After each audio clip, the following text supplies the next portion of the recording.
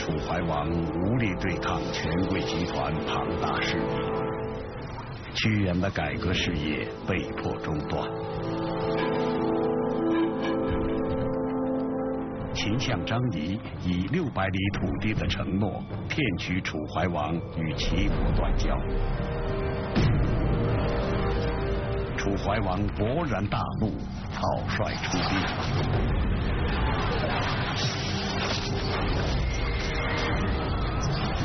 丹阳之战，楚师大败，大兵压境，楚怀王亲自赴秦议和，却遭囚禁。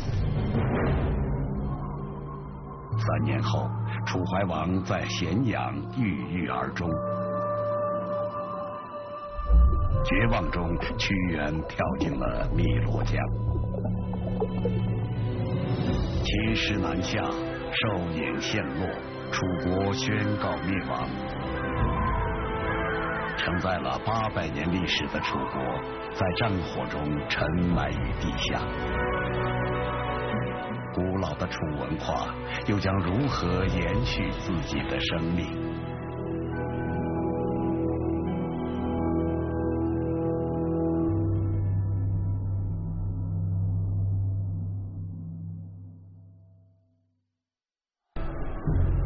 战国晚期，随着兼并战争愈演愈烈，华夏大地上只剩下了7个主要国家。秦、楚、齐、魏、赵、韩、燕各国合纵连横，上演着一场场精彩激烈的争斗。公元前329年，中国历史上发生了2件大事：一代雄主楚威王去世，其子楚怀王继位。也正是在这一年，魏国人张仪来到秦国，不久成为相国。这2件事深刻地影响了楚国历史的走向。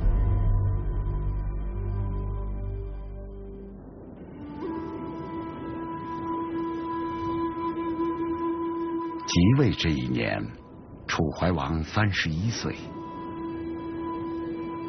这位在楚威王羽翼下一帆风顺成长起来的君王，性格宽厚，率直天真。他有着楚国国君一贯的爱国心和责任感，却缺少在这个严酷时代生存所必须的狡诈和城府。楚怀王登基前不久，父亲楚威王刚刚灭了越国，楚国由此成为世界上面积最大的国家。楚怀王继承的是当时令所有人都艳羡不已的遗产：疆域广袤，物产丰饶，国库充盈。年轻的楚怀王雄心勃勃，力图有所作为。在楚怀王的支持下，屈原在楚国展开了一次轰轰烈烈的变法。国家的兴衰关键在于人才，因此屈原殚精竭虑，要建立起严明的法律，制定公开的用人标准，以求那些外流的人才回到楚国，使楚国重新焕发青春。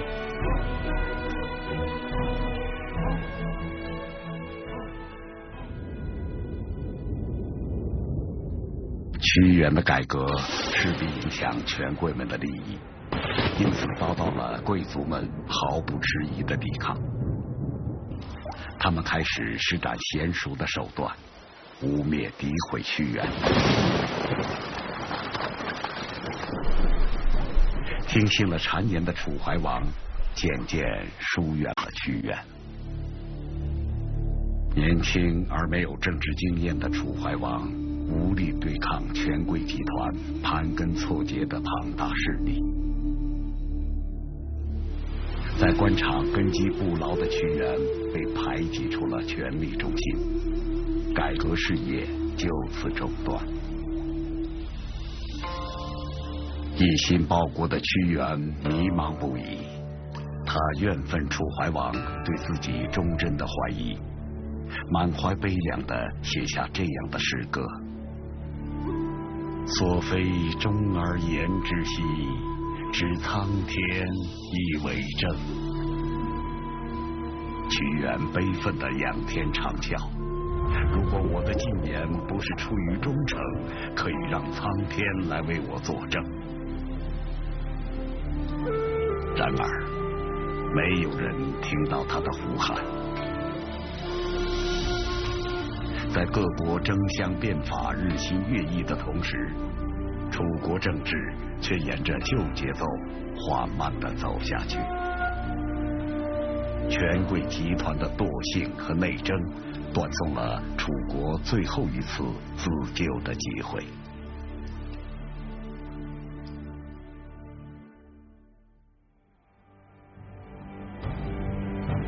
早在楚威王即位期间，合纵连横这个新的名词就开始出现在各国政治家之口。合纵连横的产生源于战国晚期各国之间愈演愈烈的兼并战争。由于秦国位于西部，阻止秦国东进的办法是由北到南建立一道垂直的屏障。这道屏障以燕赵为北端，韩魏为中端，楚国为南端，各国联合起来以抵抗秦国。面对这个制衡秦国的合纵战略，秦国的对策是建立横向同盟，与韩魏结盟，截断这道南北屏障。反秦联盟的这个理论基础跟今天欧洲的这个军事理论非常相似，就是国际和平是建立在各国力量对比大致均衡的前提之下。如果有一个国家过于强大，那么势必破坏这种平衡，势必引起战争。于是，战国时期外交战场上展开了以张仪为首的连横派和以孙衍、苏秦为代表的合纵派之间的斗争。公元前318年，经过苏秦的游说，楚、赵、齐、燕等几国结成联合，共同伐秦。因为楚国最为强大，楚怀王被推为纵长。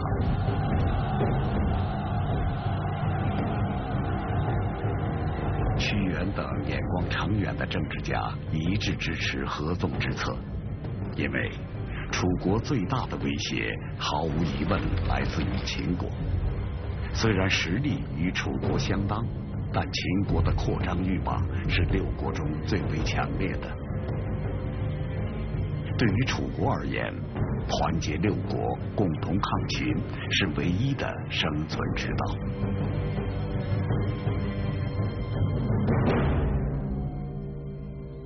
然而，楚怀王对于合纵的意志并不坚决。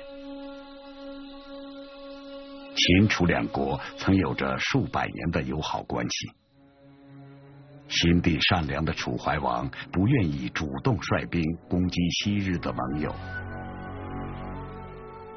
楚国将领一再请兵，但怀王始终踌躇不决。反反复复的犹豫之后，楚怀王最终决定派出很少的军队，象征性的应付一下这场反秦的联盟战争。那关东六国他们从人数、兵力，包括装备上面，应该来说是远远超越关西的秦国的。那关键的问题就是说，每个人都心怀一志，国有鬼胎，每个人都打自己的算盘。怀王作为纵长，他也就是做这样子，他当时就说：“哦，我仍然能号令诸侯，仅此而已。”他并没有一个周密的计划，他甚至也缺乏战胜秦国的勇气和信心。其他的国家也觉得这是临时的一个乌合之众，不足以跟秦国抗衡。每个人都是让不去不行，去了也打不赢，所以他们每一个人呢都不想恋战，都不敢正儿八经的去和秦人进行交锋，所以他们在函谷关外住了很长的时间。那最后呢，不了了之，要退兵，那然后呢，秦人就在后面追兵，那分化瓦解，那分而治之。轰轰烈烈的反秦联盟战争草率收场，楚怀王的国际威望大受损失。而经此一战，秦国更加深刻地认识到，楚国和齐国的联合将是秦国东进的最大障碍。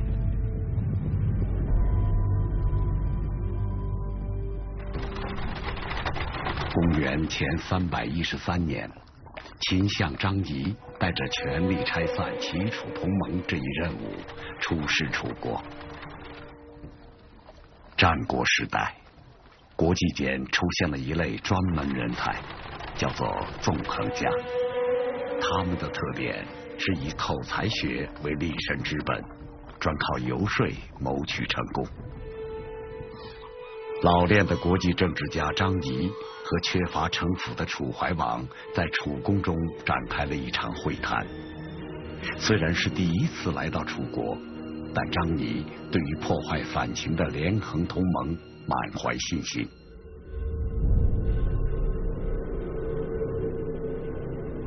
张仪首先提起楚怀王率军攻打秦国的那场战争。他说，秦楚300年交好，怀王却联合6国攻打昔日盟友秦国，但秦国国君并不怪罪怀王。秦楚2国想恢复过去的友好关系，条件便是楚国必须和秦国的敌人齐国绝交。为了让楚怀王动心，张仪呈上地图，表示只要楚国不再与齐国交好，秦国愿意将过去从楚国手中夺走的600里土地归还给楚国。收复600里故地是楚国君臣多年的愿望，楚怀王颇为动心。张仪的计谋奏效了，为了得到600里楚地，楚怀王做出了与齐国断绝关系的决定。当群臣知道这个事之后，大家都来向楚怀王道贺，恭贺他又拿回了商务之地600里。可是这个时候有一个大臣叫陈轸的，他就觉得你要毁齐楚联盟也可以，但是你不能被张仪耍了，你要得到土地之后你再毁盟也不错。但是很可惜的是，陈轸的这一番忠言，这个楚怀王并没有听得进去。楚怀王就觉得秦人不会骗我的，张仪不会骗我的。受过严格贵族教育的楚怀王还信守着春秋时代贵族的诚信传统。他没有想到，秦国早已经把这个传统抛到了九霄云外。楚国宣布与齐国绝交后，怀王派使者到秦国去接收土地，不料张仪矢口否认自己的承诺，600里土地变成了6里。那么《史记》里面记载非常有戏剧性，说去断了交之后，说张仪闭门不出，回去说闭门不出，是吧？说假装这个陈车的摔伤了腿，那么不接待使者。那么楚怀王以为他是断交的还不彻底，又派了个勇士去骂这个齐国人。那么这个时候齐国就跟他断交了。那么等到楚怀王跟齐国断交之后，这个时候呢，就派使者去拿了个地。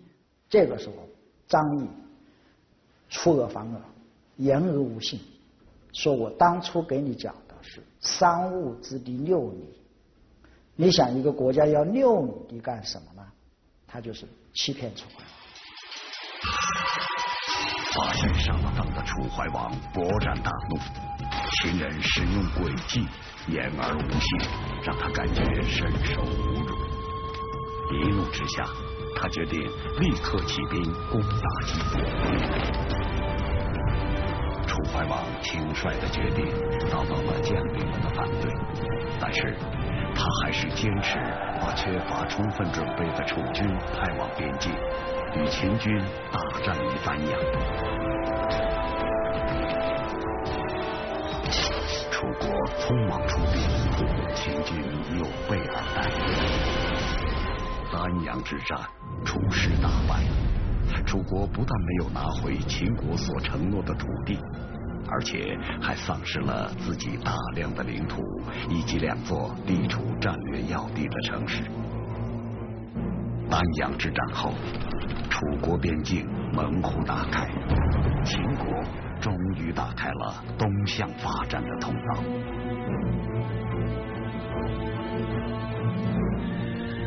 丹阳之战后，楚国在多次战争中失利。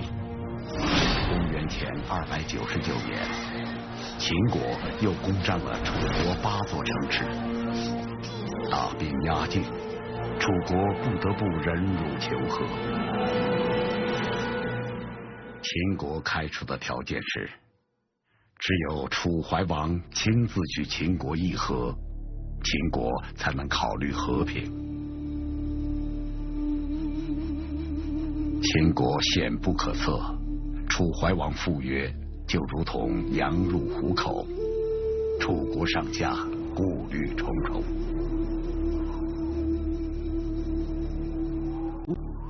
秦国再次提出秦楚联姻，就是秦国把秦国的公主许配给楚怀王，来结2国的这个秦晋之好。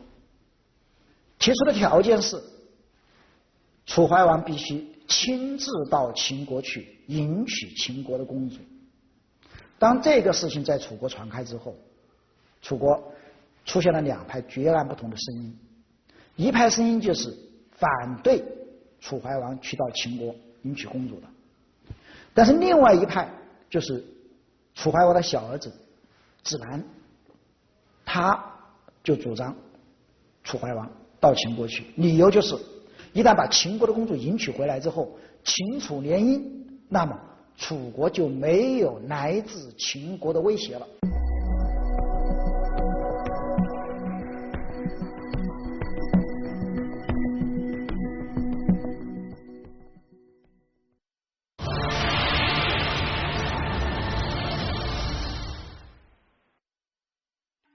身为一国之君的责任感，让楚怀王在危险面前没有选择逃避。虽然几年前他被张仪欺骗得那样惨痛，但是这位厚道天真的国王仍然认为，那只是出身卑贱的张仪不讲贵族原则的个人行为。他相信，作为世代贵族，秦王绝不会在天下诸国面前公然失信。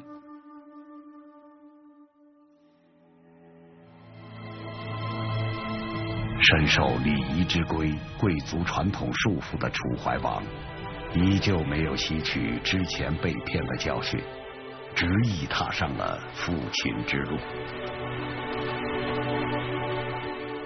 在春秋的时候，当别人都很遵循周礼的时候，楚人是上升时期，实质上他往往就是不遵循周礼。我蛮夷不如中国之好事，从西周到春秋都是这样的，把周天子把其他的诸侯国甚至不放在眼里。但是相反，到了战国之后，楚人可能随着跟中原的交往越来越多，那么楚人他也有种文化对中原文化的吸收的力度越来越大，他渐渐的受华夏文明的影响也越来越深。他相反，中原的那些国家放弃了原先的那些遵守，但是楚国相反又很慎重的把它捡起来。在崇尚权诈的战国时代，楚国统治集团却还保持着春秋时代礼乐文明熏陶而成的质朴和文雅，他们的一言一行仍然要在《诗经》《尚书》中寻找依据。在国际关系上，他们本能地讲求诚与信，他们迟迟没有发觉，此时诚信已经不再是国家安身立命的根本，反而成了政治家身上的绳索和镣铐。楚怀王无论如何也想不到，父亲的代价竟然是彻底失去自由。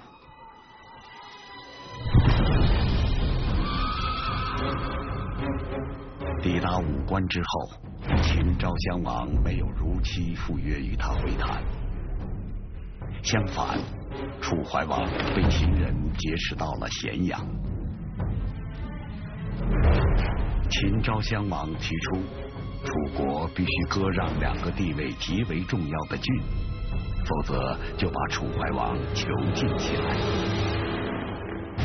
当楚怀王他觉得上当受骗，他非常的愤怒。当然要国地，那当然呢，楚怀王就觉得这个我受不了，毕竟我还是大国之君，我怎么受你的这样一个坑蒙拐骗，他觉得非常的羞辱。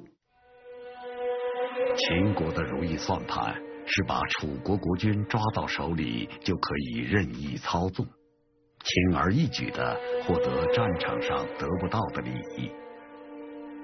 没想到，无论怎么威胁，楚怀王就是毫不退让。楚怀王的举动让秦昭襄王大惑不解。从小所读的那些法家著作早就告诉他，人性都是趋利避害的。在立国为囚和回国为君这2个选择面前，答案是如此简单。生长在实用主义氛围中的秦王，无论如何也不能理解楚怀王为何宁死不屈。无奈之下，他只好下令将楚怀王继续囚禁。公元前296年，被囚禁3年后，楚怀王在秦国国都咸阳郁郁而终。在礼崩乐坏的战国时代，楚怀王是礼乐文明培养出的最后一代国君。他用自己的生命为礼乐文明殉葬。事实证明，在残酷的战国晚期，任何一点天真和单纯都是无法承受的奢侈。只有铁一般冷酷坚硬的实用主义之花，才能在这个寒冷的季节怒放。怀王的最后，他还是有一种骨气，他还是有自己的底线，他不会因为自己的性命的得失而献出自己的国土。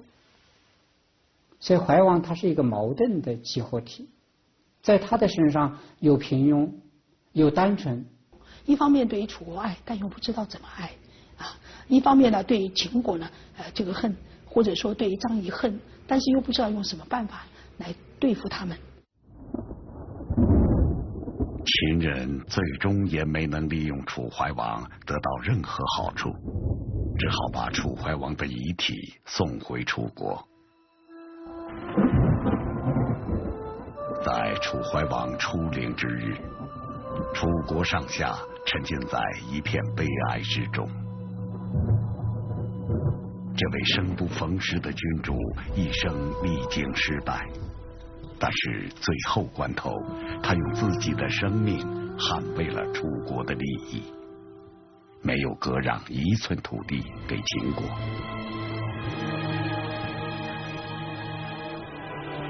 在乱世中，道德常常败于不义。楚国在早期的争霸路上，曾经将那位谦信仁义的宋襄公免于轮下。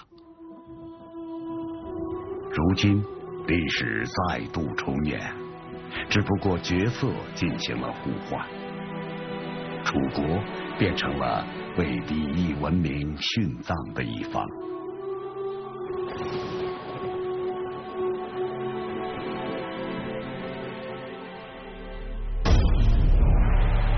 公元前278年，秦国成功的夺取楚国西部，包括郢都在内的半壁江山，楚国都城被迫迁往河南淮阳，史称陈郢。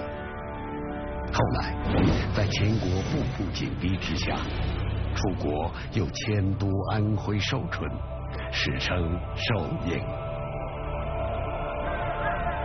楚国人经营了几百年的郢都灰飞烟灭。秦军对楚都的破坏，不仅出于对财富的贪婪，更是为了展示自己的征服力量，并最终毁灭楚国再度复兴的可能。秦军撤离后的郢都满目疮痍，毫无生机。在被楚怀王放逐后，屈原原本可以远走高飞，但是他徘徊在放逐之地，久久没有离开。他还没有对楚国死心，还在期待着这只凤凰能够涅槃重生。郢都失陷，彻底粉碎了屈原对楚国的最后一线希望。他意识到，楚国离灭亡的日子不远了。在绝望之中，屈原跳进汨罗江。这位伟大诗人的自杀，成为楚文化毁灭的不祥序曲。虽然最终屈原的几首诗歌侥幸逃过了秦王朝的大火，流传下来，成为了中国文化永恒的经典。这个古国在800年间积累的无数辉煌灿烂的文化成果，永远消失在历史的黑暗之中。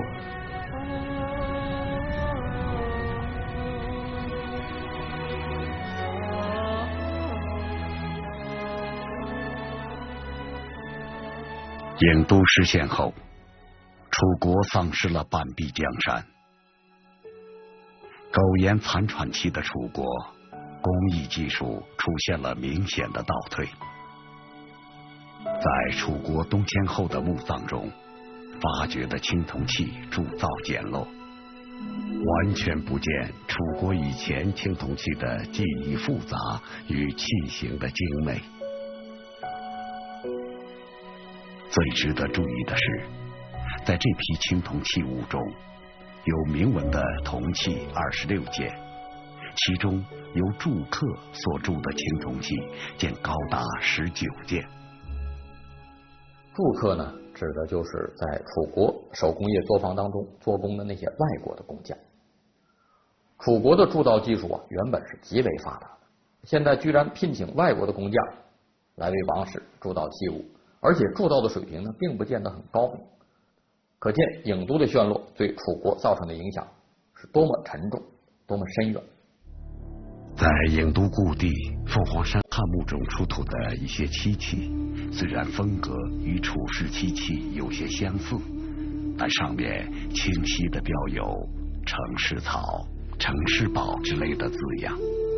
城市是成都市府的简称，这说明这些漆器根本不是郢都本地产的，而是从较远的成都市府运来的。也就是说，从秦到西汉初期，本来制漆业非常发达的郢都一带，很少有人能制作漆器了。20世纪80年代开始，人们在江苏和安徽等地分别发现了大量楚国金币，数量竟然多达3万多克。从战国中晚期的楚墓中，还出土了多件专门用来称量贵金属的天平和砝码。众多诸侯国之中，只有楚国能够制造黄金货币，这反映楚国经济的繁荣。这也正是楚国在丹阳、完田两大战役中大败给秦国后，仍然能够继续抗衡秦国100多年的原因。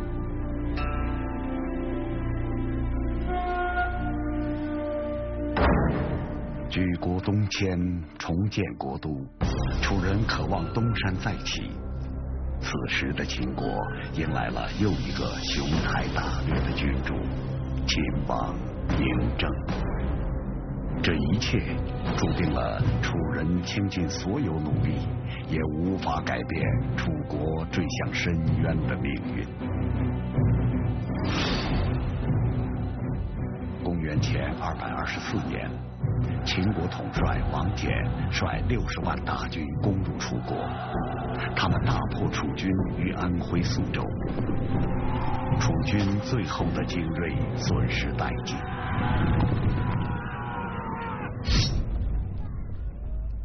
这支以尚武闻名的军队，最后的结局是悲壮的集体毁灭。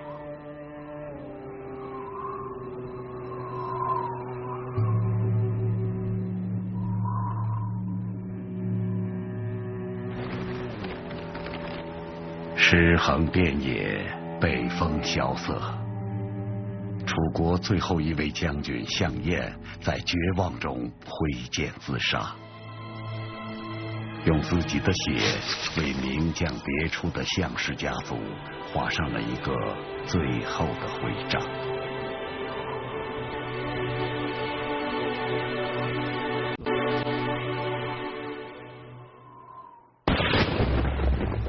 公元前223年，秦师南下，攻拔楚国最后一个都城寿营。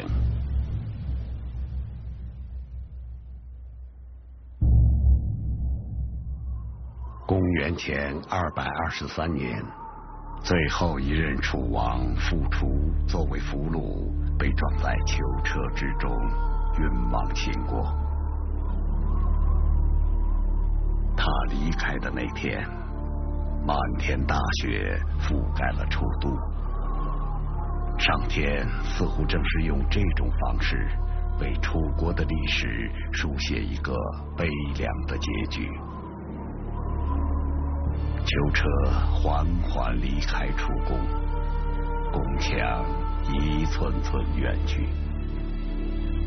楚王傅楚失去了自己的土地、自己的人民和自己的国家，一个古国的历史在他手中永远的结束了。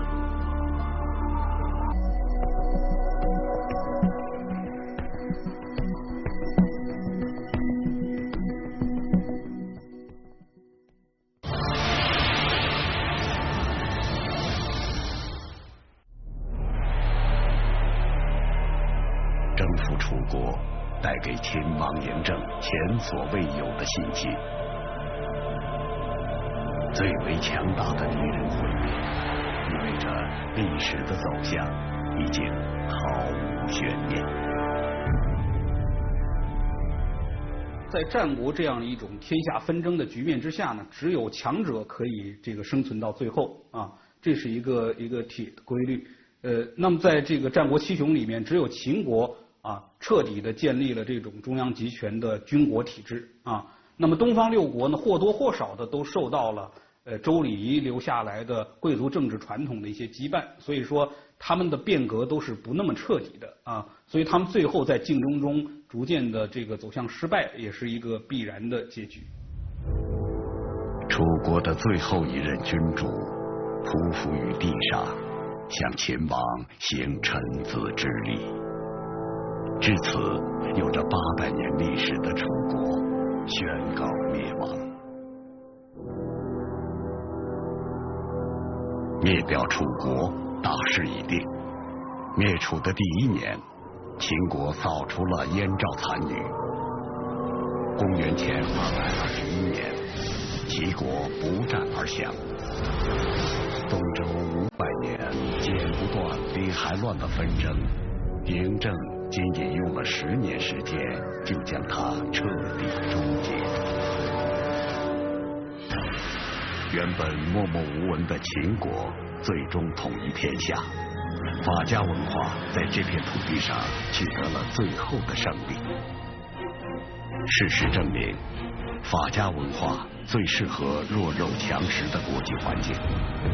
法家文化将秦国上下组装成一架精密坚固的战争机器，对军功和财富的贪婪，对严刑峻法的恐惧，成为秦国这辆战车的两个车轮。在短时间内，这架战争机器爆发出难以想象的效率和力量。法家文化它是依靠物质的刺激以及刀剑的惩罚，而中原文明呢更重人文，更重教化，更重精神追求。中原礼乐文明它更适合在一个和平的年代，但是它不利于一个国家在战乱当中保护自己。而法家文化呢，则是能够在这种激烈竞争的、剧烈变动的这种社会环境之中啊，能够迅速的凝聚这个整个社会的力量啊，而使一个国家强大起来。马上得天下，不可以马上治之。可惜说出这句话的是刘邦的谋士，而不是秦始皇的大臣。过于迅速的成功，使得秦始皇更加迷信法家的力量。在统一天下之后，秦始皇把法家文化的潜力发挥到了极致。他用严刑峻法来驯服那些刚刚被征服的六国人民，谁稍敢反抗，就被立刻关进监狱。秦始皇毫不尊重那些不能变成粮食和兵器的文化遗产，他将诸侯各国的书籍统统烧掉，其中包括楚国汗牛充栋的历史典籍和无数精美的诗歌作品。为了彻底封锁百姓的大脑，他将那些敢于发表不满言论的知识分子一个又一个活埋。然而，成也法家，败也法家。缺乏节制的巨人，最后总会因为滥用自己的力量而倒下。秦始皇死后还不到1年，楚人陈胜吴广就敲响了秦王朝的丧钟。因为服劳役时遇到了大雨，误了期限，将被处死的农民决定发动起义。这一小小的意外事件，很快点燃了楚国故地反秦的大火。他们的齐大军很快就攻陷了就原来楚国的都城，那就陈城。他们在秦县为中心就建立了这个楚的政权，那这个政权就号称为张楚。那所谓张楚，张大楚国或者发扬光大楚国，那从另外一个意义上讲，可以发扬光大就是楚民族、楚文化的这样一个精神。那以这个来号召全国的老百姓起来推翻暴秦。楚虽三库而能亡秦，这一事业虽然没有由陈胜吴广完成，却由另一位楚国人项羽完成了。率领着楚国世家后代为核心的8000江东子弟，项羽杀入咸阳，一把火烧毁了秦始皇费尽心力营建起来的壮丽皇宫。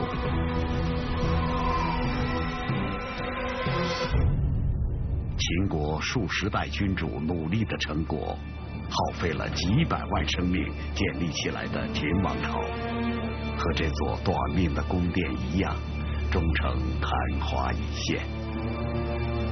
秦王朝留下的唯一遗产是大一统的政治格局。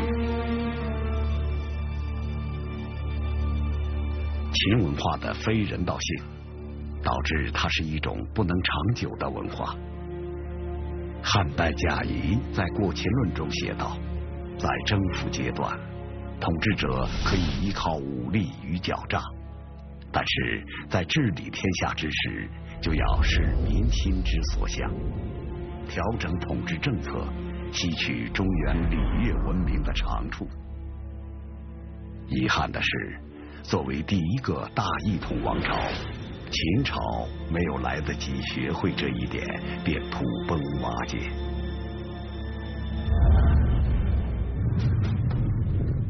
秦文化如火，虽然壮烈绚丽，却很快烧尽了一切。楚文化如水，表面柔弱，实际持久。它的灵魂如同九头鸟一样，很快就死而复生。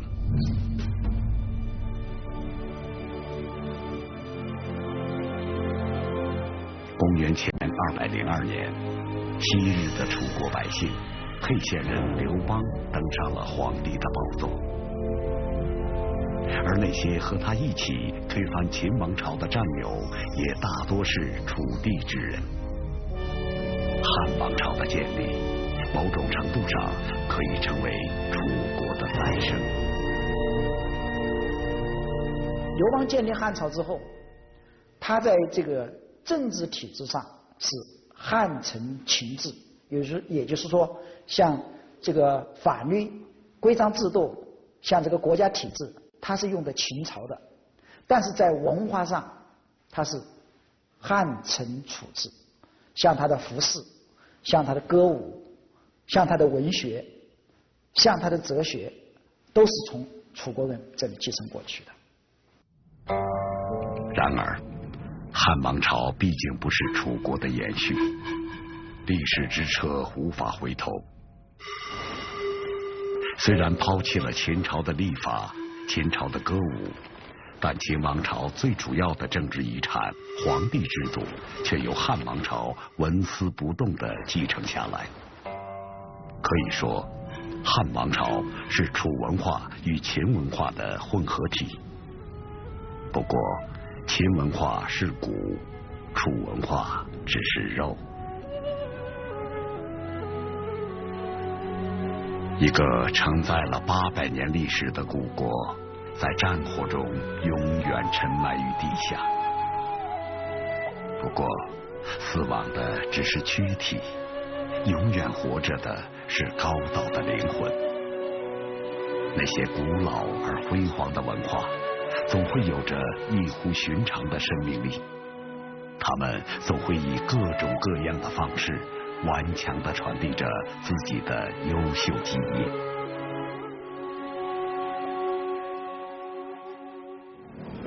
今天，在楚国故地，我们仍然可以辨识出大量楚文化的基因。